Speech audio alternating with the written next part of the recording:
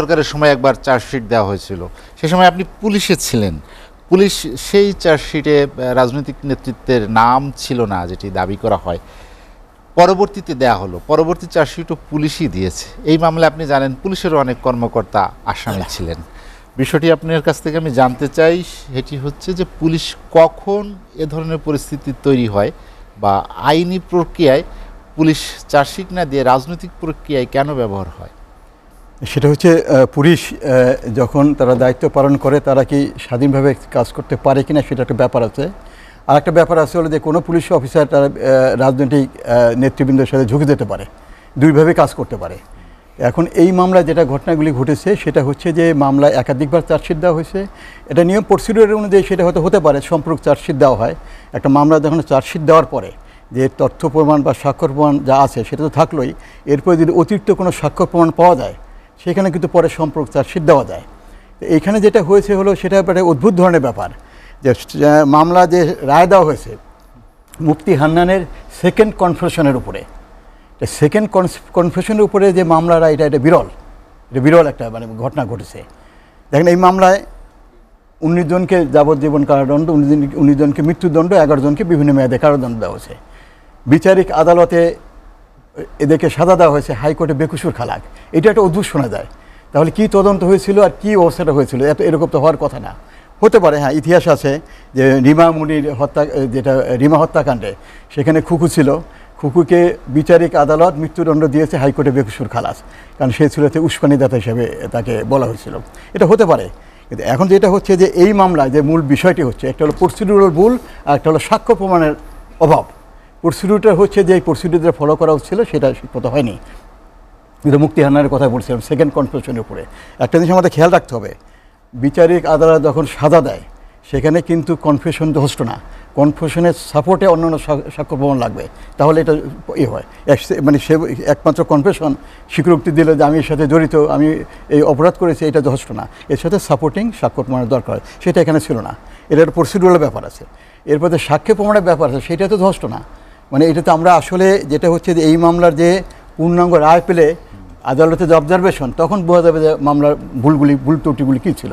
তো সেখানে যেটা হচ্ছে যে মামলা একটা মনে হয় যে কী বলে একটা কোনো রকম একটা দিয়ে মামলাতে চার্জশিট দেওয়া হয়েছে, তার ফলাফল যা হবার তাই হলো যে বিচারক আদালত রায় দিয়েছে সেটা পুরাটা সবাই বেকসুর খালাস। তার এখানে প্রসিডিউরও ভুল ছিল, সাক্ষ্য প্রমাণে যথেষ্ট অভাব ছিল, যে একটা সাধারণ সাক্ষ্য প্রমাণ দরকার সেটা কিছু ছিল না। তাহলে হত্যাকাণ্ডের বিচারের কি হবে, আইন কি বলে? বিচার হলো যেটা হচ্ছে যে আদালতের অবজারভেশন, সেটা পূর্ণাঙ্গ রায় এখনও পাওয়া যায়নি, তাদের অবজারভেশন থাকতে পারে, কারণ একটা বড় ধরনের ঘটনা ঘটে গেছে। এই ঘটনা কারা ঘটালো সেই প্রশ্নটা থেকে যাচ্ছে। সেখানে যদি সঠিক তদন্ত না হয় তাহলে তো পাওয়া যাবে না। আমরা যদি তদন্ত বলেন, তদন্ত কাকে বলে? ফাইন্ড আউট দ্য ফ্যাক্ট, সত্যটা বের করা, তারপরে হলো কি ঘটনা ঘটেছে সেটা বের করা, কারা এই অপরাধে জড়িত তারা বের করা, কারা ভিকটিম ছিল তারা বের করা, এবং অপরাধীর বিরুদ্ধে যথেষ্ট স্বাক্ষর প্রমাণ জোগাড় করে তদন্ত শেষ করে প্রতিবেদন আদালতে দাখিল করা হয় বিচারের জন্য। যখন বিচার প্রক্রিয়া হয় তখন তদন্তকারী অফিসার একদম সাক্ষ্য হয়ে যায়। তখন মেইন কাজটা, মেইন প্লেয়ার হচ্ছে পাবলিক প্রসিকিউটর এবং ডিফেন্স লয়ার। তারা যুক্তি প্রমাণ দিয়ে আদালতকে কনভিন্স করার চেষ্টা করে। বিশেষ করে পাবলিক প্রসিকিউটর তদন্তের ভিত্তিতে যে সাক্ষ্যগুলি আসছে সেটাকে প্রমাণ করার চেষ্টা করে, যে সন্দেহিত with beyond any reasonable doubt যে আসামি তারা অপরাধ করেছে। কিন্তু এই মামলার ক্ষেত্রে সেগুলি কিছুই প্রমাণিত হয় নাই। প্রসিডিউরও তো ভুল ছিল, তারপর সাক্ষী প্রমাণে এমন কিছু খারাপ করতে পারেনি যেটা সাজা দেওয়ার মতো আছে, যার ফলে বিচারিক আদালতে যা দিয়েছে তারা যেভাবে দিয়েছে, কিন্তু আপিল যে সেটা দেখা গেল বেকসুর খালাস। ডক্টর সায়ন্ত একজন পুলিশ কর্মকর্তার নাম বলেছেন যে তিনি এই মামলায় যখন তদন্ত করলেন তখন এই আসামির সংখ্যা বেড়ে, বিশেষ করে 111 সরকার যে 22 জনের বিরুদ্ধে অভিযোগপত্র দিয়েছিল সেটি বেড়ে হয়ে গেল 49 জন। এই যে বেড়ে গেল এবং মাত্রাটা বেশ বেশি, সেই তদন্ত বা সেই তদন্তের উপরে যে বিচার, আপনি কি মনে করেন যে সেই সময়ের তদন্তটা আসলে সঠিক ছিল? একটা তদন্তের ব্যাপার, একটা বিচারিক ব্যাপার। তদন্তকারী অফিসার সে বায়াসড হয়ে হোক, যেভাবে হোক, যে এই বর্ধিত তদন্ত করেছে, তারপর আদালতের রিপোর্ট দিয়েছে, আদালত কিন্তু ওই রিপোর্ট আবার গ্রহণও করেছে। সেই গ্রহণের রিপোর্ট গ্রহণ করে তার উপর আবার সাজাও দিয়েছে, আবার এই সাজাই হাইকোর্টে যে বেকসুর খালাস। আমি সবশেষ যেটি জানতে চাই, ডাক্তার সায়ন্ত যেটি বললেন যে এটি আসলে পলিটিক্যালি মোটিভেটেড না কারো ভুলে এটি হলো, আসামিরা খালাস পাওয়া বা শাস্তি পেল? এটা তো আমি যদি তদন্তের দিক দিয়ে বলি সেটা হচ্ছে দুইটাই, যেটা আমি আগেও বলেছি এই মামলার প্রসিডিউরও ভুল ছিল, তদন্তের প্রক্রিয়া, তারপরে ছিল সাক্ষ্য প্রমাণ তার দরকার ছিল, সেগুলি কিছু ছিল না, যার ফলে যা হবার তাই হয়েছে, সবাই বেকসুর খালাস। দায় কাকে দেবেন? দায় কাজ দেবে সেখানে আমি যেটা বলবো যে আমরা অপেক্ষা করতে হবে। নিশ্চয়ই এই ধরনের এত ধরনের মামলায় হাইকোর্টে কিছু অবজারভেশন আছে, তাদের পর্যবেক্ষণ অনুযায়ী তারা কিছুটা বলবে, কারণ ভিতরে তো অত খবর আমরা জানি না, সেখানে অনেক ভুল ত্রুটি আছে, অনেক কিছু ব্যাপার আছে, সেগুলি আমরা বিশ্বাস করি যে এই মামলার যে পর্যবেক্ষণগুলি আসবে হাইকোর্টের পূর্ণাঙ্গ রায়, সেখান থেকে ভুল ত্রুটিগুলি জানা দেবে, কার এটা কি মানে সমস্যা কী ছিল, কেন এই অবস্থাটা হলো। বিশেষ করে মামলার তদন্তের ক্ষেত্রে যে কোনো ঘটনা ঘটলে যেটি রাজনৈতিকভাবে যেমন চাপ তো থাকবেই, কিন্তু পুলিশ তার পেশাদারিত্ব হারিয়ে ফেলে কেন? এই বিষয়টা কি শুধু একপাক্ষিক হয় না, দুই পক্ষ থেকেই? আমরা অনেক পুলিশ কর্মকর্তাকে দেখেছি যারা রাজনীতিবিদদের চেয়েও বেশি রাজনীতিবিদ। এটা দুই পক্ষের থেকেই হয়। এক নম্বর হলো রাজনীতির প্রভাব তো থাকেই, আর কিছু কর্মকর্তা অফিসার তারা নিজের স্বার্থ সুবিধার জন্য তারা ওই দিকে ঝুঁকে পড়ে, তারা একাকার হয়ে যায়। তার মানে দুই পক্ষ কোনো কারোর প্রতি বিরোধী অবস্থা থাকে না, একাকার হয়ে যায়। এখানে এইভাবে অনেকটা ফরমাসি কাজকর্ম তারা করে থাকে তার নিজের স্বার্থের জন্য, নিজের সুবিধার জন্য। এগুলি মানে নতুন কিছু আমরা আগেও দেখেছি, এইগুলি ঘটনাগুলি ঘটেছে। এখন কথা হচ্ছে যে আপনি কাউকে যদি সাজা দিতে চান, মামলা অভিযুক্ত করেন, চার্জশিটে যদি তার বিভিন্ন সাক্ষ্য প্রমাণ না থাকে এবং সে যদি নিরপরাধ হয়, তাহলে তো সাজা দিতে পারবেন না।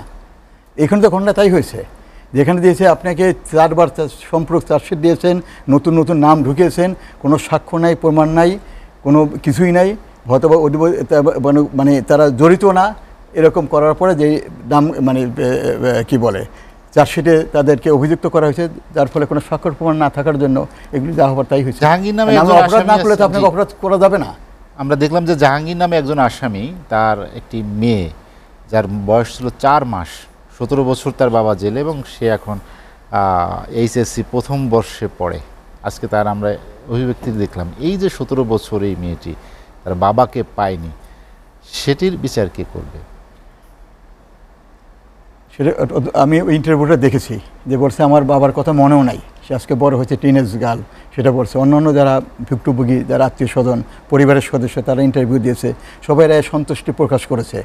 এখন যে এই যে ঘটনাগুলি হলো, সেটা হচ্ছে যে এরও একটা বিহিত করা দরকার, যে তার নিরপরাধ রোডগুলি যারা এতদিন পর্যন্ত সাজা খাটলো, তাদের কী হওয়া উচিত। আমি মনে করি যে আদালতের যে পর্যবেক্ষণ থাকবে, তার মধ্যে একটা ভালো পর্যবেক্ষণ থাকবে, সেই পর্যবেক্ষণ অনুযায়ী পরবর্তী নেওয়া যাবে, এটা কিছু বিহিত করা উচিত আমি মনে করি। আহমেদ, একটি অপরাধের বিচার করতে গিয়ে যদি আরও বেশি অপরাধের জন্ম হয়, তখন সেই অপরাধী বা সেই অপরাধীদের আইনের আওতায় আনা সেটি রাষ্ট্রের আসলে দায়িত্ব কিনা, পুলিশের আইনে বা আইন কি বলে? অপরাধ তো অপরাধ, যে অপরাধ করে এটা তার জন্য আইনি ব্যবস্থা নেই, এটাই নিয়ম। সেটা কেউ যে কোনো ভুক্তভোগী তার বিরুদ্ধে মামলা করতে পারে, আদালতের অবজারভেশনতে হতে পারে, নানানভাবে হতে পারে। প্রশ্ন হচ্ছে, আমার যে বক্তব্যটা আমি বলতে চাচ্ছি সেটা হল, কেউ যদি অপরাধ করে থাকে তার অবশ্যই আইনের আওতায় আসা উচিত, এটা সে যেভাবেই হোক। অপরাধ তো অপরাধী, অপরাধ থেকে তো তার যদি অপরাধ থেকে সাজা না পায়, তাহলে তো এই অপরাধ অব্যাহত থাকবে। তা আমরা পুলিশের ক্ষেত্রে একটি তদন্তের ক্ষেত্রে দেখি যে যেটি শুধুমাত্র রাজনৈতিক প্রভাব থাকে, সেখানে পুলিশ আসলে কোনো কুল কিনারা খুঁজে পায় না। কিন্তু অন্য যে কোনো চাঞ্চল্যকর মামলায় আমরা দেখেছি যে সেটি যথাযথভাবে তদন্ত প্রক্রিয়া শেষ হয়। আপনি নিজেও এক সময় দায়িত্বে ছিলেন, আপনি জানেন এটি। সেখানে সেটা হচ্ছে যে পুলিশ যে কাজকর্ম করে, যে তদন্ত করে বা আইন প্রক্রিয়ার সংস্থা হিসেবে তাদের দায়িত্ব কর্তব্য পালন করে, সেখানে কতগুলি শর্ত থাকা দরকার। প্রথমত, তারা স্বাধীনভাবে কাজ করবে। দ্বিতীয়ত, তাদের অ্যাকাউন্টেবিলিটি, তারা প্রত্যেকটা কাজে দায়বদ্ধতা থাকবে। স্বাধীনতাভাবে কাজ করা, দায়বদ্ধতা থাকা, নিরপেক্ষভাবে কাজ করা, এই শর্তগুলি দরকার। এই শর্তগুলি না থাকে তাহলে কি সমস্যা সৃষ্টি হয়। আমি নিরপেক্ষ হলাম না, আমি স্বাধীনভাবে কাজ করতে পারলাম না, উল্টে আমি ঝুঁকে গেলাম কোনো পলিটিক্যাল অ্যাফিলিয়েশন হয়ে বা পলিটিক্যাল যারা ক্ষমতা আছে তাদের সাথে, তাহলে তো ওই আসল কাজ কিছু হবে না। রাজনৈতিক সরকারের অধীনে পুলিশ কি স্বাধীনভাবে কাজ করতে পারবে? আমাদের যে রিফর্ম কমিশন নির্ভর করে। একটা হলো কিছু অফিসার যারা আছে, যারা স্বাধীনভাবে কাজ করতে, তারা স্বাধীনভাবে কাজ করবে, তারা হয়তো মূল স্ট্রিম থেকে ছিটকে যাবে। আর যারা হয়তো স্বাধীনভাবে কাজ করতে, দলে বলে একাত্রে কাজ করতে যায়, তারা তো ওই মিলে ঝিলে এই কাজগুলি করবে।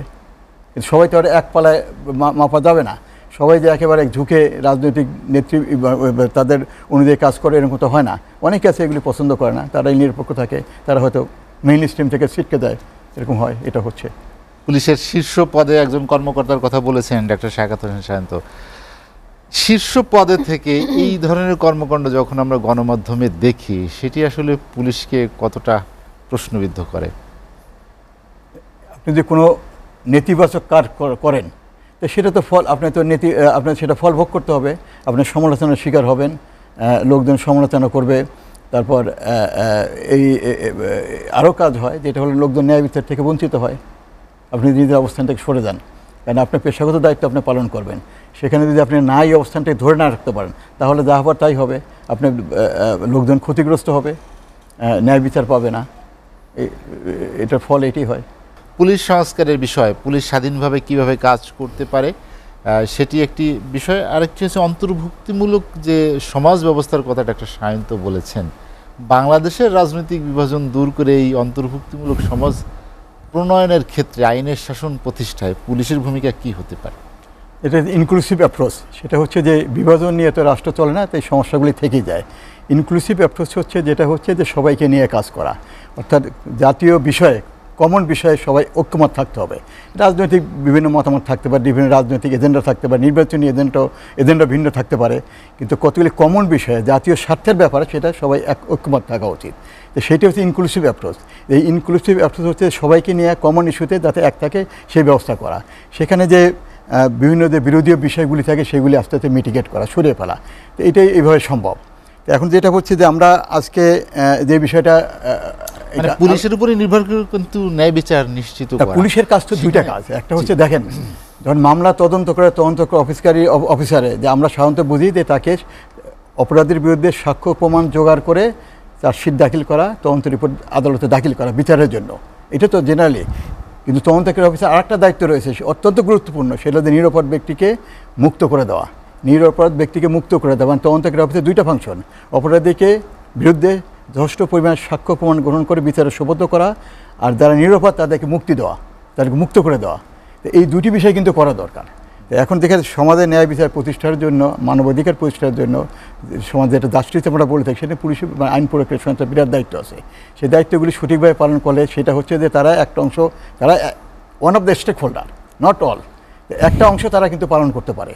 তো এখানে হচ্ছে যে আমরা সাদার কথা বলি, সাদার দুইটা উদ্দেশ্য থাকে।